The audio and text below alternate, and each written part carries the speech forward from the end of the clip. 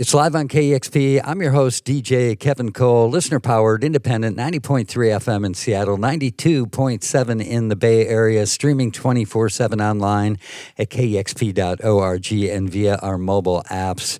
We are a nonprofit, listener-powered arts organization. These live performances made possible by donations from listeners, viewers like you. And I am so happy to be joined today by Dami Aria from Barcelona, Spain. Welcome to KEXP. Thank you. How about a set of music and then we'll chat? Sure.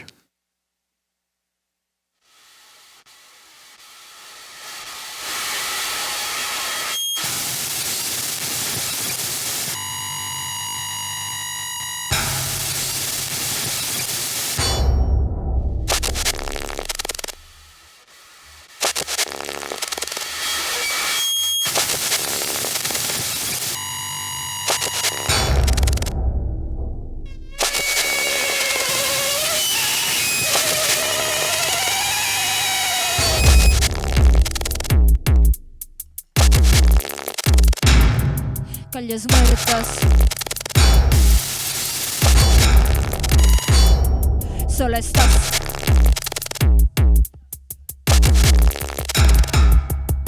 No puedo esperar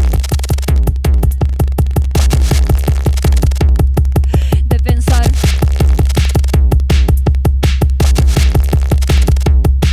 Si no puedo, ¿cómo puedo?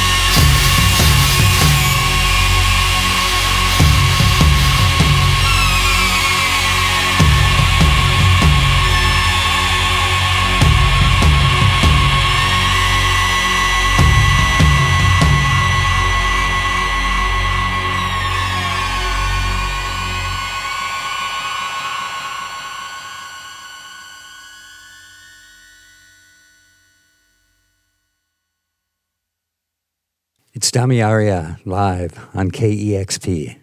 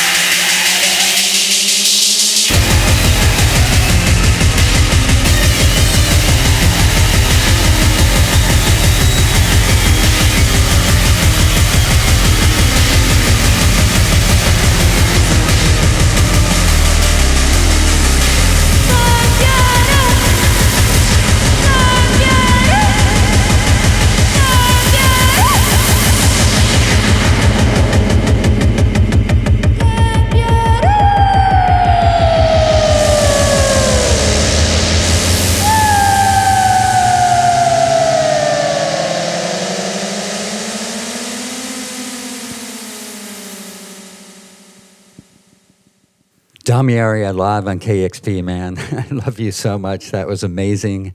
What a treat to have you here in Seattle. Silvia, Konstance, Victor L. Crux, together making this powerful duo, Damiaria. Can you tell me briefly how you met? Well, we had a venue and a label with more people in Barcelona. It's a sort of collective called Magia Roja. And she came to work there. We had the venue open for 5 years. And And Silvia, you'd come from Italy, right? Yeah, from the north of Italy.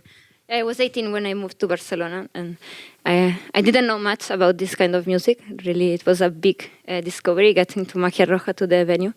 It made me discover everything I like now. Nice. So you hooked up at the venue, and and there we had there was a scene going on, and I think we were very inspired by the whole thing, the shows, the nights, the people, and we wanted to do something together. I don't know. The area wouldn't have existed without the club and the venue there. For me, it was also, seeing so many shows every weekend, it made me want to do something as well. I was like, maybe one day I could do something. She started the project. She did the first song and asked me to help her. And then, we did one song, and then we spent 1 year without doing anything, right? so all the songs you played today are new songs from the September 2024 release, The Whole Truth About Damiaria. Yeah, that's it. The last album from 2022 is All the Lies About Damiaria. What's the truth? We 4 years ago we thought about doing this kind of twin yin-yang kind of records, and we thought, let's do one very melodic and more classic, and try to innovate inside this kind of more classic structures, and then let's do another one that it's more percussive, and I guess you call it industrial or noisy, aggressive, no? And then, it's a bit more what we have been doing the last couple of years. Yeah, like live, many people after the shows, they come and ask us, what I've listened at home, it's not really what you just did on stage. This record for us is like capturing our live essence. It's way more intense than the records we have been before. There is more dynamics. And we recorded for the first time everything, like the percussions, everything in a studio, like live. We're pretty happy with the result. Yeah, very cool. I've been fortunate to see you 3 times in the last year, and every show has blown me away. Really intense and also really fun. How do the set list change? Yeah, we like to change songs. We were talking with you this after some shows. Yeah, we like to change like every show to have different songs orders, different songs. For us, it's pretty. I think it's like an egoistic thing, which is not to get bored when you play. Like we play quite a lot, and if you start doing the same set list all over again, it's like, it's not really amusing anymore. And then of course there is a part also with the public. If people come and see us more than once, it's nice to give them a different experience. Also the songs changes every time we play them. There's always some changes in, I don't know. So sometimes they get longer, shorter. We do some noises, other noises. I don't know. They change. And also we like depends on the night. We would do a different set list, no? So we like to get a bit the vibe of the night. What time we are playing, what other bands we are playing with, and then see which songs to play. So what are your expectations or hopes for the way the audience responds? For this album? When you play live. When you play live, okay. The expectation about people, we have been, it was not the idea at the beginning, but now I personally want people, they doesn't have to dance, but like to get free. It can be in any way as they want. For me, it's trying to transmit this. Like to me on stage, I feel really free. I feel really like liberated, and I can do whatever I want. And I have a different personality than my real life, and I would like to transmit that to people, no? And okay, you have 1 hour, well, where I would like you to forget about your life, your problems, whatever, and just be able to express yourself. That's for me. Yeah, I felt that way at the shows. There's always, as well, a sense of danger, or that things are about to lose control, and I love that feeling. Do you sense that yourselves? Yeah. I mean, I do many stuff that, as I said, I would never do or behave in my normal life. The usual life. I don't know. I get to a state of mind, where you don't feel pain, you don't feel fear at all. Like you do stuff that afterwards, like, oh, what? But yeah. I'm always in the middle of the show impressed about what she's doing. It's completely not. I mean, I don't know what she's gonna do, so I'm in the middle of the shows. I guess quite. I mean, maybe not as much surprised as the audience, but quite surprised about, like, wow, she's doing that. It's cool to have a sense of spontaneity in the shows, right? Where you don't know what's going to happen. Silvia, when you mentioned you feel like you're a different person on stage, did you feel that way right away, or is this something you sort of grew into? It grew. Yeah. The first time I played, I thought I will never do it again. It was super stressful. I was super anxious, like since 1 month before. I was like, why people do this? It's just like getting super stressed, like, and then you're just not enjoying really. It developed with time. But I think kind of soon I felt like I kind of like the feeling, and it comes out of me like naturally. I don't know. I don't have to think much. So it's something that evolved, and of course also now there are some stuff that is like, you see other bands performing, and it's like, I really like how this like woman is what she's doing, like front woman is doing. Maybe I'll catch it, and it gets developing. No? In what ways do the Italian and Spanish cultural influences converge in the music?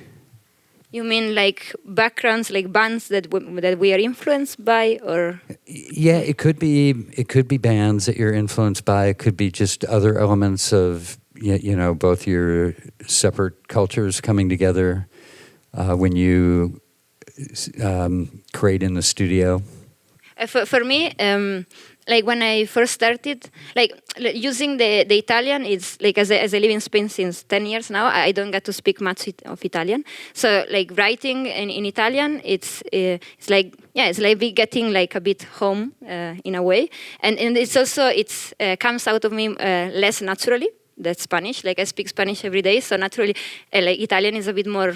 Sometimes words cannot, or sentences come out a bit weird, and I like that actually. Like I like that maybe it doesn't sound perfectly as you would say it, and Spanish. I live there, so it comes also very naturally to use Spanish. Well, I mean, I don't know if you refer with. Sometimes we have done some songs that use flamenco rhythms, and about Italian culture, I'm not sure. I mean, maybe we were very influenced early on by Franco Battiato, but I don't know if that's... Secondo coro della lavandaia, no? Ah, yeah, that's true. Yeah, that's a good one, yeah. I think when we started, we wanted to do... There is this... Now, I think it's a very famous song, but there is this Napolitan folk song that it sounds like industrial post-punk, but it's actually a folk song. And at first we were like, it would be cool if we had a band that was, instead of just one song, it was, a whole album. But then we started to mix so many things. And I think, that's, I guess, the Italian part. That was a big influence, yeah. It was one of the hits in our venue. Like, people would dance a lot. And we were like, maybe if this wouldn't be just a song, but like an album, no? How would it be? Yeah, because it's part of an opera. It's just that song. No? Wow. Can you tell me about Magia Roja? And because it sounds like it's had a profound influence on you, and you helped establish a scene in Barcelona with that DIY venue. But then also, after the pandemic, what about the pandemic forced the change in the venue, and how did that affect the music then you were able to make? Well, I mean, we actually closed just in time for the pandemic, so it wasn't not planned, but the venue was going really strong, but the owner didn't want to renew the contract. She wanted to do, I guess, some buildings or something like this, and the contract ended in March 2020, so for us it was really perfect. I think because many people tell us that they miss a lot this venue, and it seems like it has left a hole. I think there's other things now going on, but there's no place like that every week you know that you can see something. I don't like to say the word experimental, but we had every kind of thing that was different, let's say. And now I think there's not a venue like this. Like you can go without knowing what's going to happen, and you're going to be surprised. No? Yeah, I guess lately in these last 2 years after the pandemic, we started touring way more, like playing a lot in Europe. So maybe now we are more connected, or we feel connected. We have been discovering a lot of European acts and European projects, whereas before maybe it was more local, or people that would come to our venue and that they would influence us. Yeah, well, it's a bit what we said before, that it was a very good moment in Barcelona, in kind of industrial projects. And there were a lot of projects that were very unique, and they each one was very, it wasn't nothing generic at all. It was very, very unique, and I think we were very inspired to do something unique as well. It's Dami Aria live on KEXP. What are your hopes and dreams for 2024 and beyond? Well, there are dreams that are going to come true, so it's easy. It's nice. We are going to play to Mexico and South America for the first time in September, and we are really excited. I mean, this year has been so far really, really nice. We are here. We have never been here in the States before, and we played a few shows, and we were really happy with it. I guess we really want the album to be out. That's probably like the feeling, well, at least me, that I'm more waiting for, like, finally to show the world. No? Yeah, we have been 2 years hearing people saying, oh, but it's not like the records. So it's like, well, finally it will be like the record, no? Because what they were listening was this record for, when people talk about this, mostly they were referring to the songs of this record. Mm-hmm. They were like, where I can find this? And now, that's a hope, like it comes out. And we don't have to answer this anymore. I look forward to seeing and hearing more of you in the future. It's Dami Aria live on KEXP. Thank you so much for Thanks a lot for inviting us. Yeah, visiting us here in Seattle. Incredible. And huge thanks to the KEXP crew. Thanks to everybody listening and watching. Don't forget to subscribe to our YouTube channel, where you'll get notifications when we launch new live sessions, which are made possible by donations from listeners and viewers just like you. So huge thanks to everybody who donates to KEXP and powers KEXP. I'm Kevin Cole. Thanks for listening to Live on KEXP with Dami Aria. Thank you. Discover new music at kexp.org.